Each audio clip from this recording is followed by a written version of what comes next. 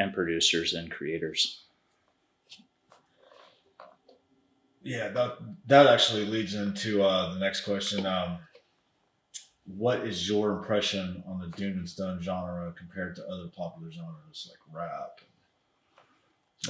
Like obviously Doom and Stone is kind of like a smaller, subdivision off of, it seems like alternative, really deep underground. But it seems like maybe it's just because I'm here in Portland, the PDX, PNW area, that it seems like it's coming up. But am I just saturated with it, or is it really are we gonna see a new Nirvana or like a big wave come through, like the alternative? We could very well see something like what happened in the 90s with the grunge movement out of Seattle, which was completely unpredictable. No one saw it coming, and it surprised the larger world, and especially larger media, who immediately wanted to find a way to capitalize on it. And that's always kind of a scary point for any movement, much less any band, is going from a small familial scene, a very tight group of followers, to next level, to where it's everybody and their dog knows your name. In many ways, a lot of that spirit of rock and metal being, a popular genre, in many ways, the demise of radio really hurt that, I think, because radio was something that was immediately accessible. It was a common platform for people to listen. Now people have so many listening options that they can stay in a bubble. The one thing that has kind of transcended that bubble is rap, R&B, pop music. A lot of times because it's out in the clubs. It's it's in advertisements. It's more of a medium of communication for selling things or for celebrating things, or it's just become the music of life. At the same time, I don't find a lot of personal pleasure in it. I don't think musically it stands up as the same kind of experience as doom metal or stoner rock. I think stoner rock comes close because it is a feel-good type of music, that requires a lot of skill and a lot of craftsmanship. But typically both doom metal and stoner rock, they have longer songs. So pop music, and even to some extent rap and R&B, are all about the shorter, 3-minute type of experience, sometimes even less than that. And that's more digestible. It's something you can hear on the go. It's catchy. It will, stick with you. And there's no decrying that. But for a more sustainable musical experience, something that you can really listen to when you're on a long drive, or work out to, or just chill to at home, or go out and have a decent experience with, that is not going to disappoint you. I think stoner rock and doom metal have their act together, and probably come closer to popular mediums in that their songs are more, I guess, melodic than death metal or black metal.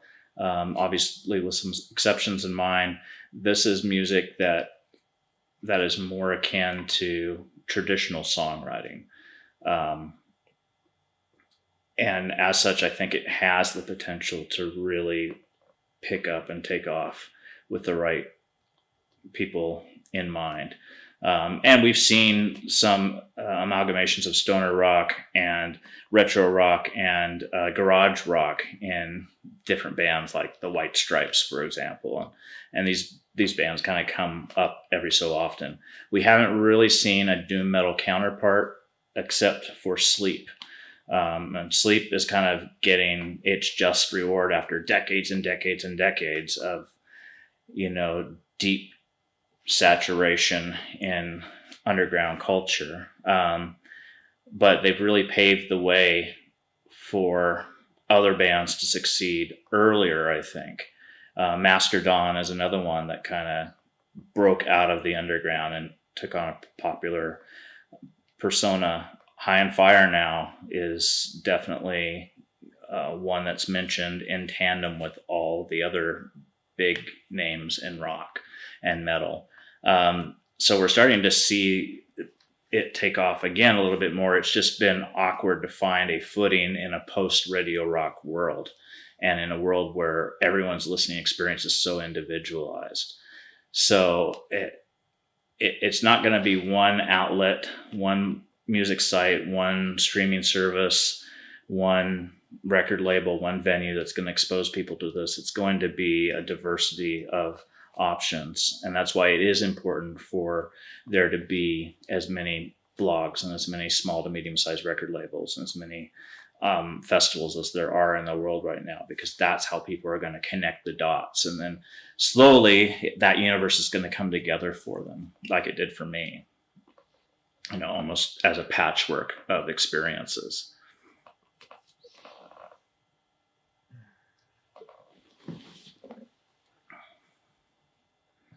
Did I answer your question? Yeah, that was good. I started thinking about how I don't know. I kind of started thinking about doing like the Doomed and Stoned events, and I was talking to Joey, and he was talking about the West Coast. Like what we're trying to do right now is like a West Coast Doomed and Stoned West Coast outside festival. Mm-hmm. And he said it doesn't necessarily need to be in Portland. Yeah, I'm totally down with that. I think the reason I started with Portland is just it was the most accessible and exciting music scene that was within driving distance for me.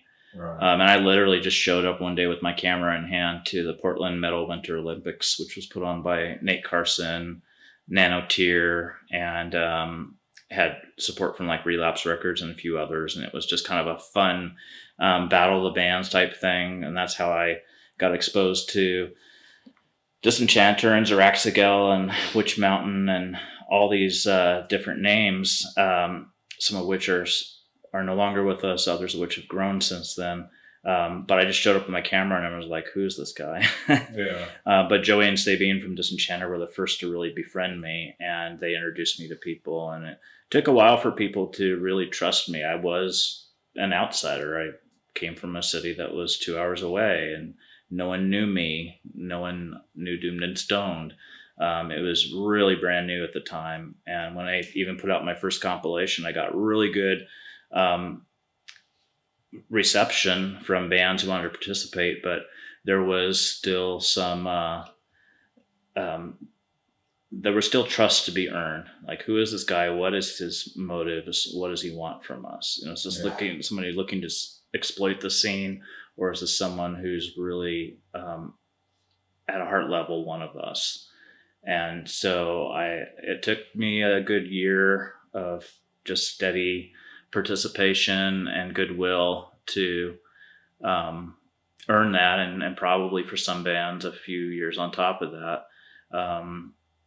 But I feel like I've developed a pretty good rapport with the Portland scene, and it continues to grow and flourish with new names and new bands. So you don't just make one investment in the scene, you continue to show up and continue to be a presence. I'd say Nate Carson from Witch Mountain is a good example of that. His band and his business are definitely on top of their game, but he will still show up to small local shows. Here in town in Eugene, you see Mike Scheit from Yob when he can get out to small local shows and just hang out. And that to me is what you really have to do, no matter how big your business becomes. You have to stay rooted and connected with the local scene through a physical presence and a willingness to get to know new names and new sounds. Every year the Portland scene continues to impress me. So I see it as a still very flourishing scene, but I'm totally open to the idea of a larger West Coast endeavor. See, that's what we're talking about, like Great Electric Quest. Yeah, yeah, I love those guys. And yeah, they played Doomed and Stone Fest this year. Salem's Bend, real fun. We jammed with them and great band. I filmed them before too. Yeah. And I mean, those are 2 high wattage bands. So yeah, we're just kind of thinking that we're talking about just doing some showcases this year, but I don't know. Yeah, I mean, there's definite potential, and I'd be happy to get around the table and jam out ideas and be more involved than I have been, just because it's going to be more feasible for me to attend. It's not as feasible for me to fly out to Chicago and Indiana and Ohio this year, and I wish I had the money to do something like that, but I have to stay a step away from it and put it in hands that I trust and support it from a distance. But for something that would be West Coast based, I'd be happy to be a lot more involved. Yeah. And just kind of prioritize my workload. Would you be able to get someone like Witch Mountain or Yob to possibly? Yeah. I mean, it's going to be spendy for them at this point. How much do you think it would cost to get? Of course, they're going to draw tickets. I mean, yeah. They're definitely going to draw tickets, but I think Yob's asking price was like $10,000. $10,000. Yeah, and somewhere around $5,000 for Witch Mountain. Yeah. Yeah, and they'd probably give us a discount, I'm sure, but that's how big they are and how much in demand they are now. I tried to get them, whenever I put on Riff Revival, I was like, who should I hit up? Yeah. I didn't know who the hell anybody was. And they're like, hit up Yob. So I blew up Yob. Here's what I was like annoying. And they finally responded. They're like, hey man, I appreciate you hitting us up. We're too busy. And I hit up Nano. Is it Nano Tier? Yeah, Nano Tier. Yeah, I hit him up, Nathan. He talked to me for a little bit, and that was about it. And I just realized I'm a new guy. And once I figured out who they were, then I was like, oh, totally. Yeah. I mean, it would have been cool if they would have talked to me a little bit more. Yeah, I think I think what I would really like to see in these showcases and even at a festival level would be for people to see the name Doomed and Stone and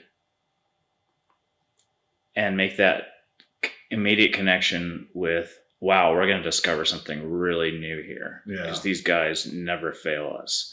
They never fail. They introduced us to Troll, to Year of the Cobra, to, and just go down the line to every band that we have confidently said, you need to hear them. And then they show up and they discover, a new name, a new sound that they didn't recognize at first, but now they're totally. And what's great is you have the brand. Like Doomed and Stoned is the brand. You can't say Doomed, Stoned, Sludge because then it's ruined. Doomed and Stoned is the brand. Exactly. You've got it. And we want to do more with that merch wise too, because it is something that speaks to a lot of things. It speaks to an attitude. It speaks to an outlook. It speaks to a lifestyle. And it is a genre. And its simplicity, it was simply a play on words because in Black Sabbath, I saw the perfect meeting of the two styles of music that were always incidentally paired in band bills. It wasn't uncommon to see a stoner rock band open for a doom metal band or a doom metal band open for a stoner rock band. And as I began to listen to Black Sabbath, I realized they play both of them. They have their dour, slow and low, walking through the grave tunes, and they have their up tempo, it feels good to be alive tunes. And through some research, I realized that's called doom metal, that's called stoner rock, let's call it Doomed and Stoned.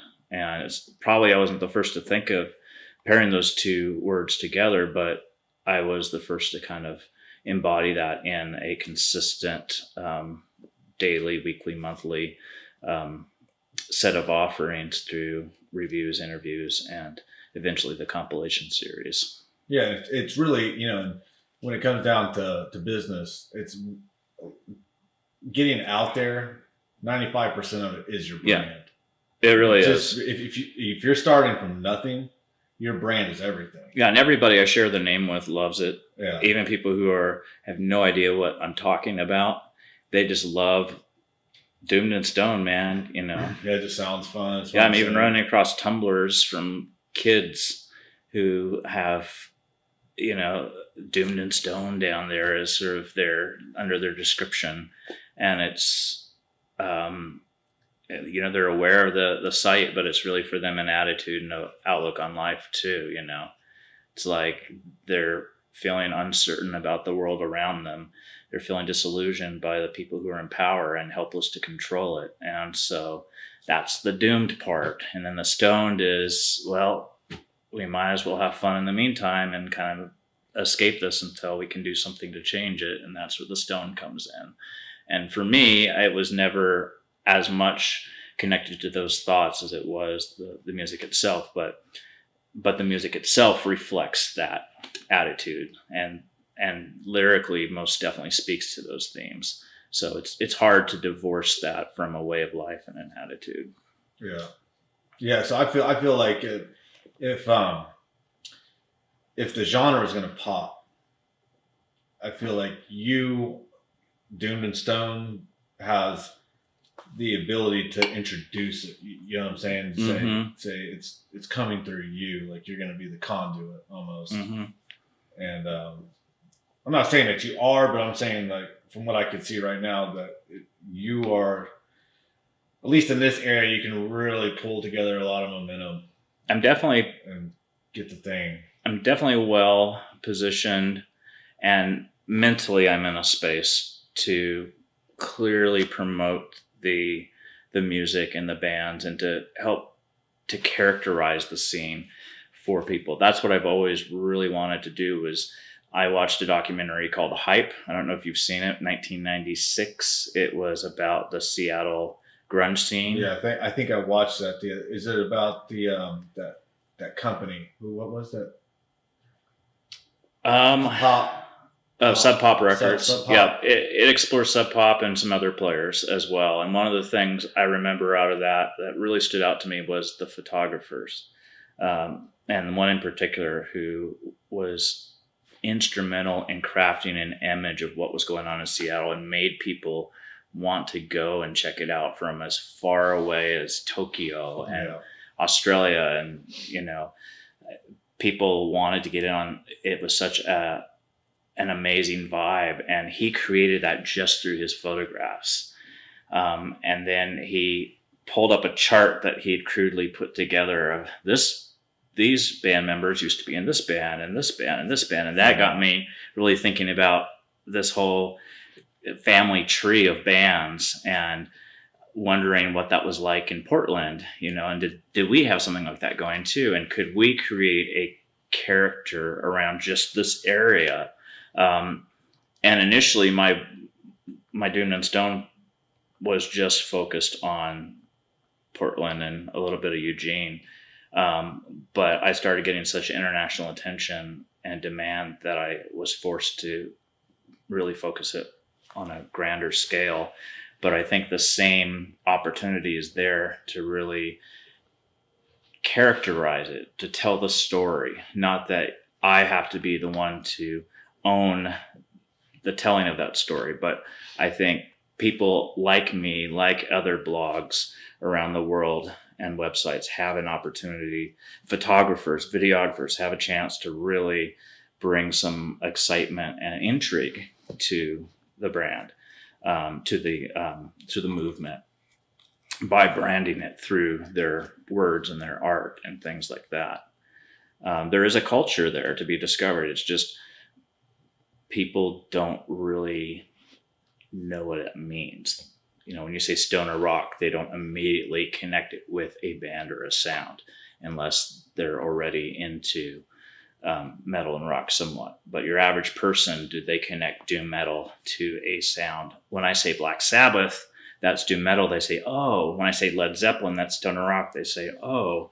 So making that more of an intuitive connection for people so that they immediately identify it with the vibe the same way that we identify rap and pop with a certain vibe. That, I think, is the challenge that's before us right now.